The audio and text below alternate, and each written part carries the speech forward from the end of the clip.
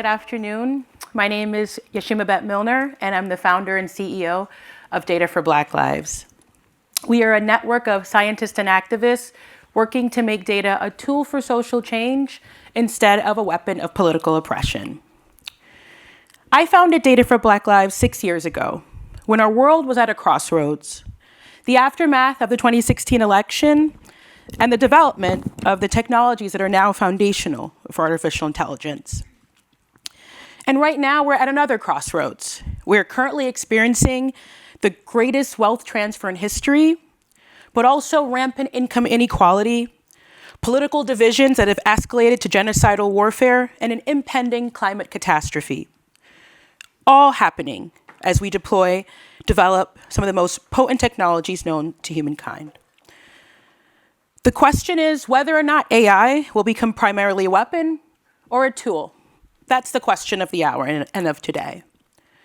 In the words of scholar Ruha Benjamin, we are still raising robots. Generative AI is learning, and ChatGPT, the most popular example right now, is very much a toddler. They're learning what it is to be accurate, the ability to decide what is right, just, and beneficial to humanity still remains uncertain. We're here because philanthropy has a significant responsibility right now, and certainly not a monolith, but as someone said earlier, a choice to shape the world, to shape these technologies, and impact for the future. While many philanthropic entities and organizations are here to identify the signal through the noise, to decide when and how to use advanced automated systems, we have to also recognize the ways in which philanthropy is already speaking. Today, I'm going to share a bit about my experiences at the helm of a visionary and bold organization that's seeking to reclaim data as protest, data as collective action, and data as accountability. I'll be sharing some findings from our upcoming report, Building in a Crisis, where we examine how trends in philanthropy and capital shape not only technologies, but the ecosystems and the economies in which they're built. Ultimately, the power to decide who is funded and who is not is directly related to development of technologies that are being used to justify who is human and who is not. I'm also using today as an opportunity to announce our brand new program, our Movement Scientist Fellowship, an initiative that we're launching with support from the Wikimedia Foundation, as well as our long-term partners, Google DeepMind, which I'll talk a bit more later, but we hope that you'll share with your networks, your grantees, and help us boost it and amplify. Because we believe that it provides an excellent opportunity, an example of showing our approach to resources and long-term sustainability, organizing capital to dismantle the structures that put the power of data into the hands of a few and put it into the hands of those who need it the most. In our report, Data Capitalism and Algorithmic Racism, we traced the development of chattel slavery to the evolution of the corporate and political structures that concentrate big data and its resulting technologies like AI into the hands of a few today. I encourage everyone to read the report if you haven't. If you have, thank you. But one example that reveals this connection and also acts as a cautionary tale was the creation of a technology during slavery that is touted as one of America's greatest inventions today, the cotton gin. Created in 1793 by Eli Whitney, the cotton gin was a machine that could easily and quickly remove seeds from cotton. It was an incredible invention. It took a process that was extremely labor intensive and made it very, very fast and easy. The cotton gin's introduction preceded the cotton industry's explosion, from a waning sector to what we now know as king cotton. By the 1850s, the US produced 800 million pounds of cotton annually, the vast majority of cotton produced worldwide. We know Eli Whitney to go on to become the father of American technological innovation. He also began producing muskets, which led to the invention of interchangeable parts, which is how we have mass production. But what is often omitted from history is that this technology, though obviously wildly prosperous for some, did not reduce the need for labor, nor did it thwart exploitation and extraction, but it exponentially increased it. From 1790 until when Congress banned the slave trade from Africa, an untold number of people were held captive, tortured, and trafficked into the US. The slave trade grew to the point by 1860, those in captivity outnumbered free people by over 4 million. So what does this have to do with AI in today, right? The cotton gin has played a significant role in shaping the conditions that we're trying to understand and resolve and reverse engineer today. These conditions have resulted in a wealth gap of $11.2 trillion between Black and white Americans, and a racial caste system that continues to determine who's even allowed into spaces like these. It's been 138 years since slavery was abolished, but thriving Black communities and Black-led organizations remain an exception rather than the norm. Despite making up 14% of the total population, Black people occupy less than 3% of CEO positions. In Silicon Valley, Black people hold less than 1% of executive leadership roles. In cities like New York, Black and BIPOC CEOs represent only 36% of nonprofit leaders, while communities of color account for 61% of the population. When we break it down by gender, the crisis becomes way more acute. Though Black women have been traditionally the backbones and workhorses of both the progressive movement and the advancement of computing power in this country, we are routinely underrepresented and willfully misunderstood. We are also systematically underfunded. In 2021, Crunchbase found that Black female startup founders received 0.34% of the total venture capital spent in the US in the first half of the year. According to the Nonprofit Finance Fund, an overall estimated 20 million funding gap between white-led and Black-led nonprofit organizations exist. The revenues of Black-led organizations is significantly smaller than their white-led counterparts. But philanthropy has made strides since the pandemic. Significant foundations have been able to revisit their funding strategies, and unrestricted grants and other opportunities like that give organizations and communities that they serve autonomy over developing programs and initiatives and decision-making power over how to spend on operations, technology, and administrative costs. For leaders like us working to outpace or predict technological change, access to this type of funding is totally predictive of long-term success. But Black-led organizations continue to be denied these opportunities. In fiscal year 2021, white organizations were twice as likely to receive unrestricted funding. Black-led organizations had access to 76% less in unrestricted net assets than white-led organizations. When we are building in a crisis, like organizations like Data for Black Lives and others in our ecosystem, we are doing that in the absence of government support, generational wealth, and robust philanthropic funding. In my daily work at Data for Black Lives, we've been tasked with fixing long-standing social systems like policing and credit, constructing pathways into technology for those who have been long denied access, and developing legislative and governance solutions to help the government and corporations better use technology and to know when to not use it at all. We do this on sheer brilliance and hard work. Our results often alienate us from those who don't really understand the challenges that we face, and even some of the DEI initiatives that come in with very limited mandates and imaginations of how our organizations should be playing a role in shaping the future of data.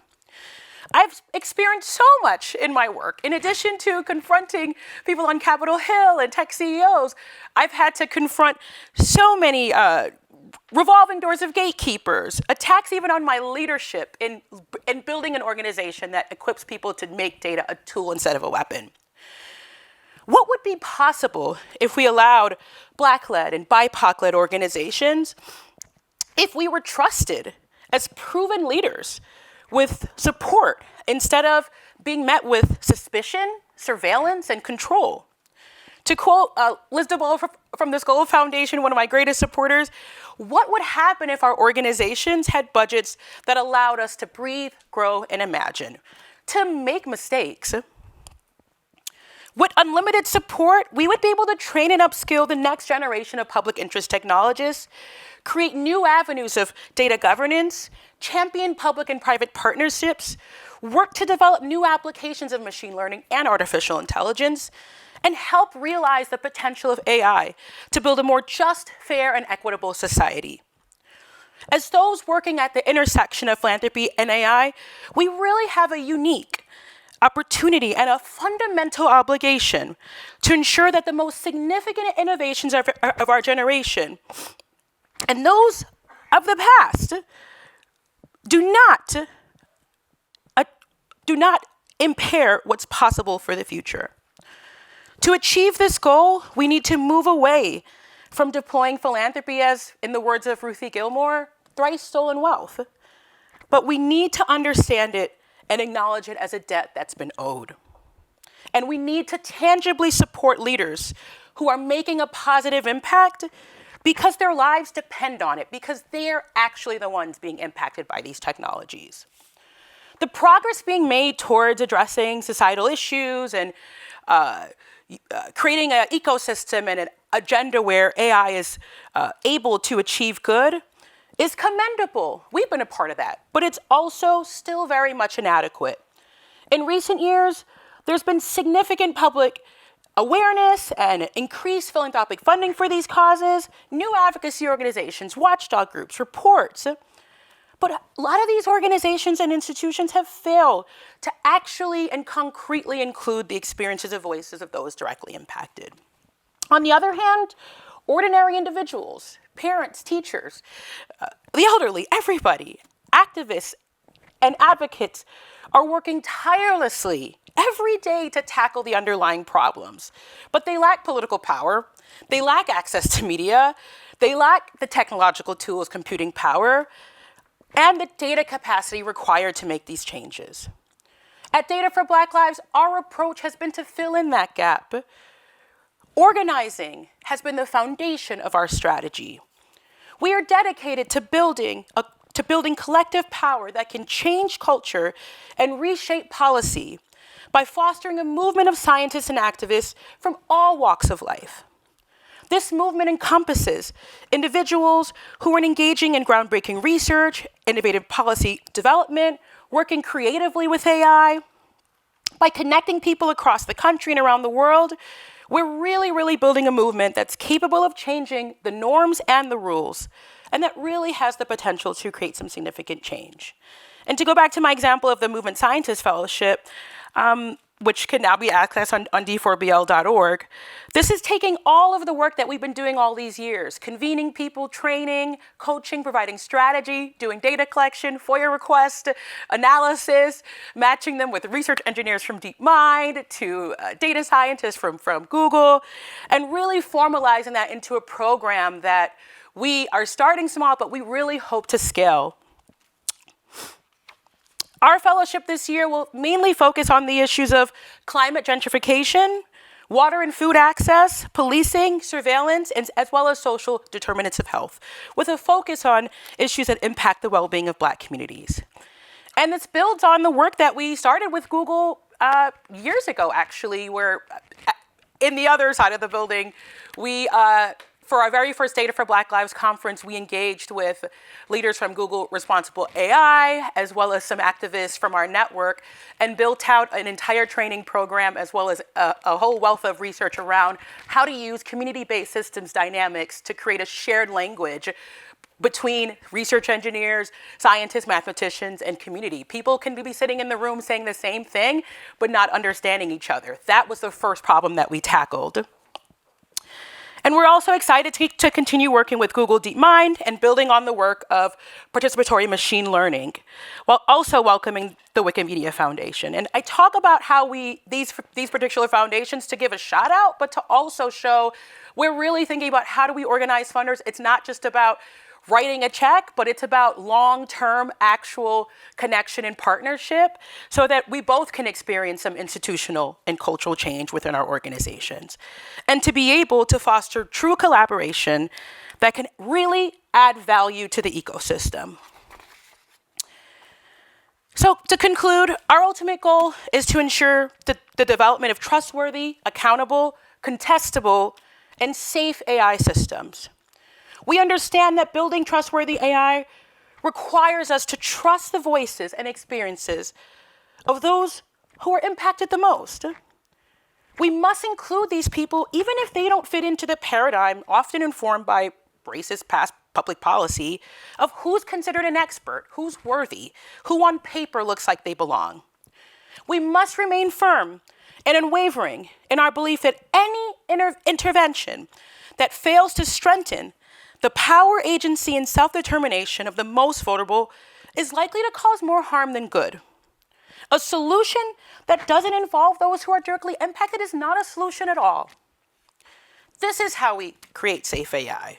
This is how we reclaim data as a tool rather than as a weapon. And in the process, how we reclaim our humanity in a world where technology is fundamentally transforming what it means to be human. That's all. Thank you so much. Any questions?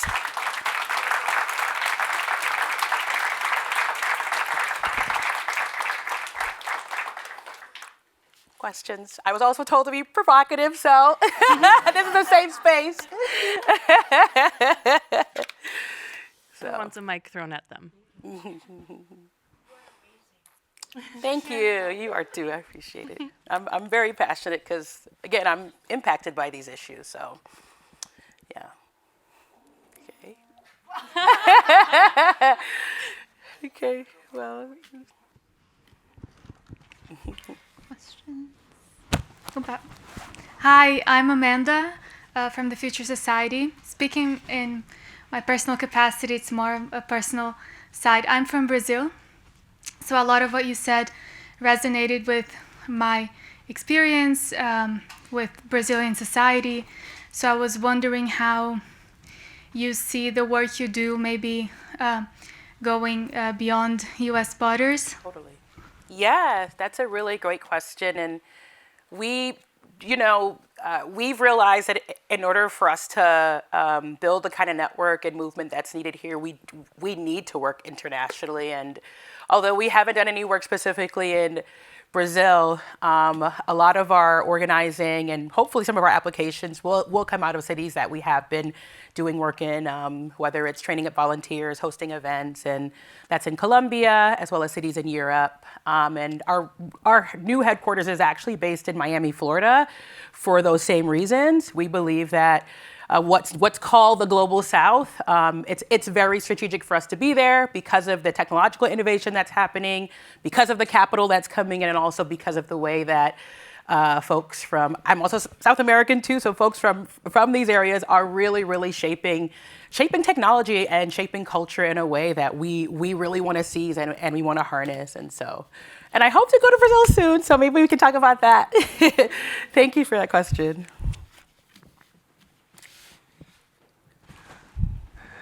So when you were speaking, I thought to myself, it just got real. So thank you for your voice and your passion. But there's a very interesting sort of juxtaposition that you've made, right, when you talk about technology in the way that you have, because you went, to where some places was you predated what some people would label technology, and yet we've had industrial revolutions throughout history. There's been a first, a second, a third, and now a fourth. And only now in this fourth industrial revolution are people of color in the United States gaining some free, full access. And that means something. I don't really have a question other than to say, as you sort of look at struggles for freedom and the evolution of technology, there is a very interesting juxtaposition, right? Mm-hmm. And then, but this is the first time that I think impacted communities have an opportunity to have a say, because in the cotton gin, there was no say. No. Like you go even further into the computer age. African Americans were in the civil rights struggle, and yet we still had African American technologists who were bringing technology forward with no say. And so now in this fourth industrial revolution where folks do have a say, it should make a difference. You are a difference. And I don't really have a question other than to say that that is a very interesting line that you're pulling there. And any comment that you've already said enough about it, but it's just very interesting that the technological challenge that we face today around inequity, we do have an opportunity to bring impacted voices into it in a way that we never could in prior technological. But there's a lot to be learned from those past revolutions and what happened there. And the measure of whether this is a revolution will be determined by, at the end of this revolution, where the power exists. Yes. Yep. Thank you for that great point. Yes. I have nothing to add except that, exactly, that we need, how do we seize the moment, really? Thank you. Thank you.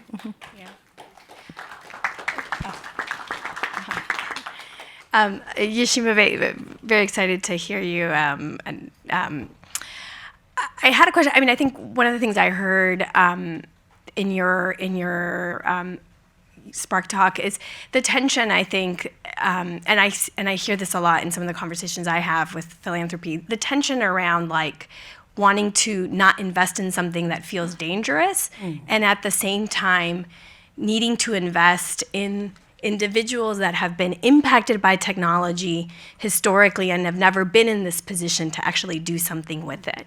How are you, not to make you repeat the whole thing, but I think how do you speak to that moment about, it being okay to take that risk for philanthropy, and I think this is sort of an open discussion, and I do think things just get real, like for philanthropic organizations where there is a risk there, there's a real danger. Are you supporting something that ends up doing more harm than good? How do we all get comfortable with taking that step forward? That's a really good question. I think, I come from the school of if something does not feel comfortable, maybe that's also a sign to really lean in, because that in that tension is the opportunity for real change. But I think, I don't think that there's ever any danger in. I think the safest bet is actually supporting people who are directly impacted and who are actively really enlisted in the work of reverse engineering systems, building new systems, creating actual spaces and organizations and institutions where people are able to positively engage with technology, to be able to push back and to build their own.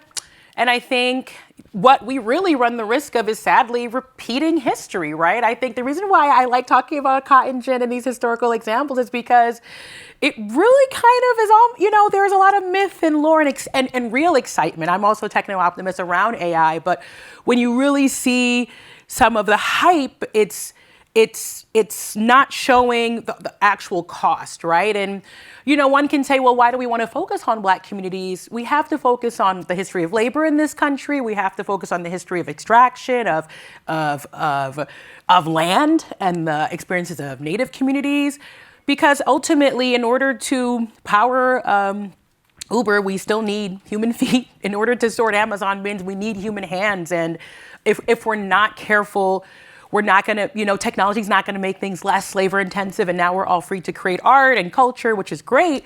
It's going to create a whole new class of slavery. And, I'm going to talk more about it in our report and in data capitalism, but we're already seeing that not here, but in other countries in the world, where in order for us to have some of these technologies and have that computing power, have the data, it's coming at the cost of exploitation.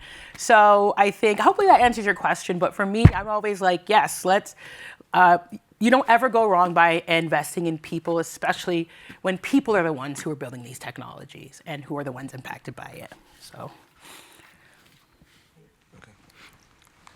Hi, thank you so much for your talk. My name is Sean Peters from AI for All. Our mission is to train AI change makers, the leaders of tomorrow, by helping them at least first getting an internship in AI. We focus on BLI students, women and non-binary students. And part of our approach includes leveraging students' interests outside of technology. and also incorporating and really focusing on responsible AI. So we want students who understand the technology, who can bring their diverse perspectives, and also can develop, technology that's responsible. One of our concerns as a team is that we're building these, leaders and send them off into a world that may not necessarily appreciate or will leverage their skill sets, really leverage their responsible AI interests, expertise, etc. I'm wondering, from your perspective in the work that you've done, are you seeing any evidence of, possible change happening now, these small incremental changes that students that we're training today can look forward to as they enter this new world of AI? Yeah, that's a really great question. And it's also a concern that we've had, if we're building, training movement scientists, we've supported and mentored thousands of people by now and been able to put them in very strategic and important positions, even from the White House to corporations. And that's just the beginning of the work, we realize, right? Now it's doing the fundraising, doing the resource development, doing the capacity building to support them on their journeys wherever they are. And that's part of the reason why, we'll have Google come sponsor our conference, but now that's a lifelong working relationship, because we really want to be involved in ensuring that everyone who came from Black Googlers Network into our conference also stay where they're working, and if they don't stay, move on to other roles, but are supported, right? So really creating a pipeline. And I think for us, it really goes back to that deep leadership development that is hard work. It's systems level work. It's expensive sometimes. It's time consuming, but it really is what we see as the biggest return on investment in the long run, especially as we're thinking about changing ecosystems, changing the cast of characters, and really building a whole new generation of leaders equipped with the skills, vision, and empathy to do everything that we're talking about here today in this conference. So I'd love to talk more about exactly, and I'm very familiar with your organization, and we should really talk about how we can collaborate and do that, because while there's certainly years ago it's gotten better, there's still a lot more work that needs to be done.